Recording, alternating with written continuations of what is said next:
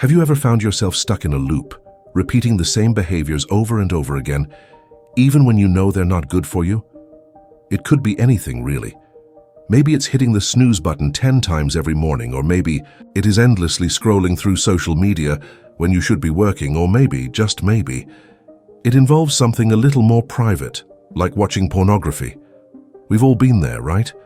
We've all got those habits we wish we could break. But what if I told you that understanding the science behind these behaviors, specifically how our brains form habits, could be the key to unlocking a whole new level of control over your life? Today, we are going to delve into the fascinating world of habit formation, using the often stigmatized example of pornography consumption as a case study to explore how habits are formed, why they can become problematic, and most importantly, how you can change them. I know what you might be thinking. Pornography, isn't that a bit taboo? And you're right, it often is, but that's exactly why we are going to talk about it. We are going to approach this topic not from a moral standpoint, but from a purely scientific one. Our goal today is not to judge, but to understand, to empower you with knowledge so you can make informed choices about your own behavior. So stick with me on this one. You might be surprised by what you discover. The human brain is a marvel of evolution, a complex organ capable of incredible feats, but it's also a creature of habit, quite literally. You see, our brains are wired to seek out pleasure and avoid pain, and they do this by forming habits. Think of habits as shortcuts, efficient pathways that your brain creates to automate certain behaviors. Every time you repeat an action, especially one that's followed by a reward, the neural connections associated with that action get stronger. And the stronger those connections get, the more automatic the behavior becomes. Let's take a step back to the early 20th century to understand the power of rewards and punishments. A psychologist named B.F. Skinner conducted a series of experiments that revolutionized our understanding of how behaviors are learned. He placed rats and pigeons inside a specially designed box, now famously known as the Skinner box. Inside this box, there was a lever or a button. When the animal pressed the lever, it received a reward, typically food. What Skinner found was that the animals quickly learned to associate pressing the lever with getting food. The food acted as a positive reinforcement, increasing the likelihood that the animals would repeat the behavior in the future. Just like the rats learned to press the lever for food, humans learn to engage in certain behaviors, like consuming pornography, because of the associated rewards, such as the release of dopamine and the temporary relief from negative emotions. The core principle discovered by Skinner, that behaviors followed by rewards are more likely to be repeated, applies universally, regardless of the specific behavior in question. Now, how does this relate to our topic of pornography? Well, the pleasure derived from consuming pornography, primarily the release of dopamine in the brain, acts as a powerful positive reinforcement. Dopamine is a neurotransmitter associated with motivation, pleasure, and reward. When you experience something pleasurable, like eating delicious food, having sex, or yes, watching pornography, your brain releases dopamine, creating a feeling of satisfaction and reinforcing the behavior that led to that feeling. But it is not just about pleasure. Many times we engage in habitual behaviors to escape from negative feelings. If someone feels anxious, bored, lonely, or stressed, they might turn to pornography as a way to cope, a temporary escape from those unpleasant emotions. The immediate gratification, the dopamine rush, provides temporary relief, reinforcing the behavior even further. This creates a vicious cycle where the behavior becomes a go-to coping mechanism, even if it is harmful in the long run. So, the habit is not just driven by seeking pleasure, but also by avoiding discomfort. Understanding this without any judgment is really the first step towards changing your behavior. It is about recognizing the underlying mechanisms at play, not about labeling yourself or anyone else as good or bad. Over time, as the behavior is repeated, the habit loop becomes ingrained. The cue, perhaps a feeling of stress or boredom, triggers the routine, which is consuming pornography, leading to the reward, the temporary relief and pleasure. This cycle strengthens with each repetition. Think of it like carving a path through a forest. The first time you walk through, it is difficult. You are pushing through bushes and branches. But the more you walk the same path, the clearer and easier it becomes. Eventually, you have a well-worn path that requires minimal effort to traverse. Habits work in the same way. The more you engage in a behavior, the stronger the neural pathway becomes, and the more automatic the behavior becomes. The same is true of cigarette smoking. The initial experience of smoking might be unpleasant, but the association with social acceptance or perceived stress relief, coupled with the addictive nature of nicotine, reinforces the behavior. Over time, the act of smoking itself becomes ingrained, and the individual might even develop a tolerance requiring more frequent or intense stimuli to achieve the same effect. It is in this process of habit reinforcement that the initial pain or discomfort becomes normalized, and in some cases, even a source of comfort as it becomes associated with the ritual of the habit itself.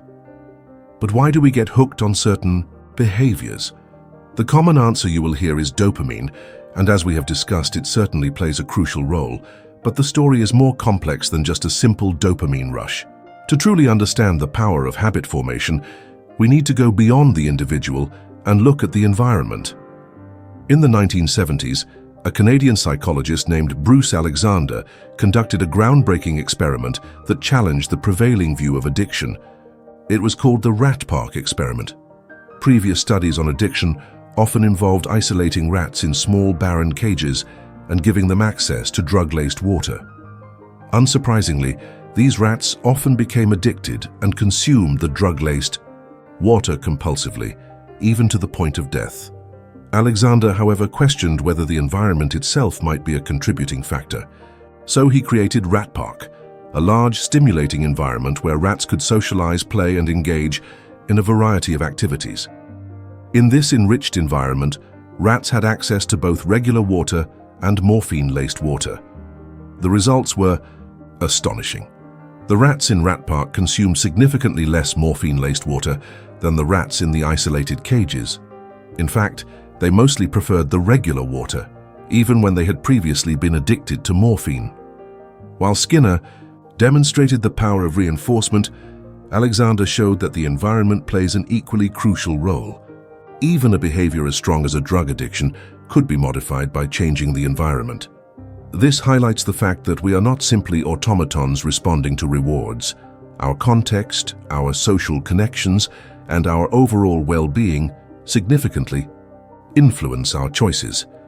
Just as the Rat Park experiment demonstrated the impact of environment on drug consumption, we can infer that a fulfilling and engaging environment might also reduce the likelihood of developing or maintaining harmful habits such as excessive pornography consumption. What does this tell us? Well, it suggests that addiction, or in our case compulsive behavior like excessive pornography consumption, might not be solely about the substance or the activity itself. The environment, our social connections, our sense of purpose, and our overall well-being play a crucial role. When we are isolated, lonely, stressed, or lacking purpose, we may be more susceptible to seeking out pleasure and escape through unhealthy habits. It is not a moral failing, but rather a response to an environment that is not meeting our fundamental needs. The environment someone lives in has a direct influence on their habits, regardless of moral issues. A stimulating environment, even without social interaction, allows for greater autonomy and the development of new learning and skills. This demonstrates that external factors can be powerful tools for change, offering alternatives to negative behaviors and promoting healthier choices. This insight is crucial for our discussion. It suggests that changing our environment, building meaningful connections, and finding purpose in our lives can be powerful tools in overcoming problematic habits. If we can create a life that is rich and fulfilling, we may be less likely to rely on unhealthy coping mechanisms. It is not just about willpower, it is about creating an environment that supports positive change. So when does a habit become a problem? When does watching pornography, for instance, cross the line from a casual activity to something that negatively impacts your life? This is an incredibly important question, and the answer is deeply personal. There is no magic number, no universal threshold that applies to everyone. It is all about your own level of autonomy and self-awareness. It is about how you feel about your own behavior, and its impact on your life. However, there are certain signs that might indicate that a habit, any habit, is becoming problematic. For example, are you feeling constantly tired and lacking energy? Are you isolating yourself from friends and family? Neglecting your relationships? Is your work or academic performance suffering? Are you experiencing feelings of guilt, shame, or low self-esteem related to your behavior? Are you finding it difficult to concentrate on other things? Are you losing interest in activities you used to enjoy? Do you find yourself needing increasingly intense or graphic material to achieve the same level of arousal? This is known as tolerance, a common feature of addictive behaviors. Have you tried to cut back or stop, but found yourself unable to do so? These are just some of the potential warning signs. It's like a check engine light in your car. If it turns on, it is time to pay attention. If you are experiencing any of these signs, it might be time to take a closer look at your relationship with pornography or any other habit you are concerned about. Now, if you are feeling perfectly fine with your current level of consumption, if it is not causing you any distress or negative consequences in your life, then that is your prerogative. You have the autonomy to make that choice, as long as it is a conscious choice and not a compulsion. The key here is self-awareness. It is about being honest with yourself about how your behavior is affecting you. Let's talk about strategies for change. You might be tempted to try to stop a habit abruptly and completely, and for some people that might work. But for most of us, a more gradual approach is often more effective and sustainable in the long run. Think of it like training for a marathon. You wouldn't just show up on race day and expect to run 26.2 miles without any prior training, right? You would gradually increase your mileage over time, building up your endurance and stamina. The same principle applies to changing habits. One effective strategy is to gradually reduce the frequency and intensity of the behavior. For example, if you are spending, let's say, 2 hours a day consuming pornography, you could aim to reduce that by 10 minutes each day for a week. The following week, you could reduce it by another 10 minutes, and so on. It might seem slow, but this gradual approach helps to minimize withdrawal symptoms and makes the change more manageable. To keep track of your progress, you can use a journal or an app to monitor your consumption, identify your triggers, and celebrate your successes. It is a way to visualize your journey and stay motivated. This method is generally more sustainable because it allows your brain and body to adjust gradually, reducing the likelihood of a sudden relapse triggered by intense cravings or discomfort. Another powerful strategy is to replace the harmful habit with healthier alternatives. This is where identifying your triggers becomes crucial. What are the situations, emotions, or times of day that typically lead you to engage in the behavior you are trying to change? Is it boredom, stress, loneliness? Once you understand your triggers, you can start to brainstorm alternative activities that can provide a similar but healthier reward. If boredom is your trigger, for example, instead of reaching for your phone or computer when you have nothing to do, perhaps you could start reading a book, learn to play an instrument, try a new recipe, or go for a walk. If stress is the trigger, you might explore activities like exercise, meditation, deep breathing exercises, or spending time in nature. Exercise, for example, releases endorphins, natural mood boosters that can provide a sense of well-being similar to the dopamine rush from pornography. Engaging in hobbies you are passionate about can provide a sense of accomplishment and fulfillment. Spending time with loved ones can combat feelings of loneliness and isolation. The key is to find activities that you genuinely enjoy and that provide a natural and healthy source of dopamine and other feel-good chemicals. Let's say you typically find yourself reaching for pornography when you get home from work and feel bored or stressed. Instead of falling into that old pattern, you could plan to go for a run or meet up with a friend during that same time slot. By consciously replacing the old behavior with a new, healthier one, you are essentially rewiring your brain, creating a new, more positive association with that time of day. It is about making a conscious effort to break the old pattern and create a new, more fulfilling one. Modifying your environment is another crucial aspect of changing habits. If you are trying to reduce your pornography consumption, make it more difficult to access. Install website blockers on your devices. Remove your computer or phone from your bedroom at night, The idea is to create barriers that make it less convenient to engage in the unwanted behavior. Conversely, create an environment that supports your desired changes. If you want to start exercising more, put your workout clothes and shoes in a visible spot. If you want to read more, keep a book on your nightstand. Make the positive behaviors easier and more appealing. Strengthening your social connections is another vital piece of the puzzle. Reach out to friends and family, join a club or group based on your interests. Consider seeking support from a therapist or counselor. It is all about creating a life that is rich in meaningful connections and activities, reducing your reliance on unhealthy coping mechanisms. Remember the rat park experiment. The more enriching and supportive your environment, the less likely you are to fall prey to harmful habits. Now let's talk about how to reinforce those positive habits. Just like we want to make the bad habit more difficult, we want to make the good habit easier and more rewarding. This means facilitating access to the new behavior and using the principle of reinforcement. If your goal is to exercise, lay out your workout clothes the night before, making it easier to get started in the morning. If you want to read more, keep interesting books readily available. Set small, achievable goals and reward yourself for reaching them. If your goal is to work out 3 times a week and you successfully complete your workouts, treat yourself to something you enjoy. The idea is to create a positive association with the new behavior. And do not forget to celebrate those small victories along the way. Acknowledge your progress and give yourself credit for the effort you are putting in. This positive reinforcement, much like what Skinner observed with his rats, helps to strengthen the new neural pathways you are building, making the new behavior more automatic over time. Remember our discussion about the brain's remarkable ability to change and adapt. That is neuroplasticity, and it is working in your favor.